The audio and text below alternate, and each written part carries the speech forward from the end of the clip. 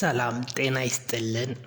የአይን ጤና ወደ ተሰኘው የዩቲዩብ ቻናላችን እንኳን በደህና መጣችሁ።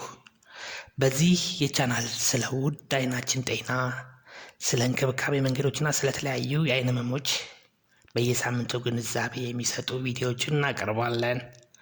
አይን የሰውነታችን ብርሃን ነው።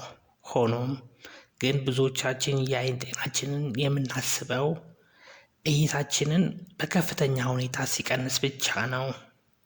ዛሬ የምናየው በምንም መልኩ ችላ ልንላቸው የማይገቡ እና የከፋ ጉዳት ሳይደርስብን ወደ ሕክምና እንድንሄድ የሚያስጠነቅቁን ሰባቱን ዋና ዋና የአይን ህመም ምልክቶችን ይሆናል።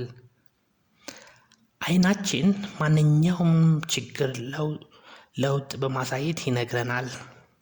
የመጀመሪያውና በብዙዎች ዘንድ የሚታየው ምልክት የእይታ መደብዘዝ ሲሆን ነገሮችን እንደ ቀድሞ በግልጽ ማየት አለመቻል፣ የአይን መነጽር ፍላጎት ወይም የሌላ ህመም መጀመሪያ ሊሆን ይችላል። ሁለተኛው ምልክት የአይን መቅላት ነው። ይህ ምልክት አብዛኛውን ጊዜ ከድካም ጋር ተያይዞ የሚታይ ቢሆንም ህመም ካለው ግን የአይን ግፊት ወይም የከፋ ኢንፌክሽን ምልክት ሊሆን ይችላል። ሶስተኛው ምልክት ለብርሃን መጨነቅ ሲሆን መብራት ወይም የፀሐይ ብርሃን አይናችንን የሚያየው ከሆነና አይናችን መግለጥ ከከበደን የሆነ ችግር መኖሩን ይጠቁመናል። በአራተኛ ደረጃ የምናየው በአይን ፊት የሚመላለሱ ጥቁር ነጠብጣቦች ወይም ፍለሾች መታየት ነው። እነዚህ ምልክቶች የውስጠኛው የአይን ክፍል ረቲና መላላጥን ሊያሳዩ ስለሚችሉ ፈጣን ምርመራ ይፈልጋሉ። አምስተኛው ምልክት የአይን ማሳከክና ያለማቋረጥ እንባ መፍሰስ ሲሆን ይህ አብዛኛውን ጊዜ ከአለርጂ ወይም የአይን እርጥበት መድረቅ፣ የአይን እንባ ድርቀት ጋር ሊያያዝ ይችላል።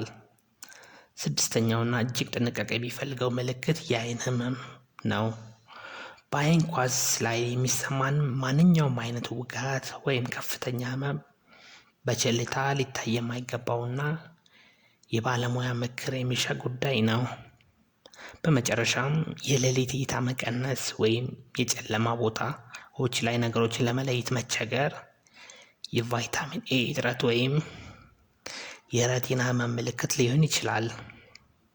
ውድ ተመልካቾቻችን እነዚህ ምልክቶች ከታዩቦት በቤት ውስጥ ባህላዊ መድኃኒቶችን ከመሞከር ይልቅ በአቅራቢያው ወደሚገኝ የአይን ህክምና ተቋም በመሄድ መመርመር ብልህነት ነው። አይን ለአንድ ጊዜ ከጠፋ ለመመለስ እጅግ አስቸጋሪ ስለሆነ ቅድመ ጥንቃቄ ማድረግ ለተሻለ እይታ ወሳኝ ነው። ለዛሬ የነበረን መረጃን ይህንን ይመስላል። ቪዲዮውን ከወደዳችሁ ላይክ በማድረግ ለሌሎች እንዲደርሱ አድርጉ። እንዲሁም ስለ አይን ጤና ሁልጊዜ አዳዲስ መረጃዎችን ለማግኘት ቻናላችንን ሰብስክራይብ በማድረግ ቤተሰብ ይሁኑ። አይኖን በጊዜ ይታደጉ። እናመሰግናለን።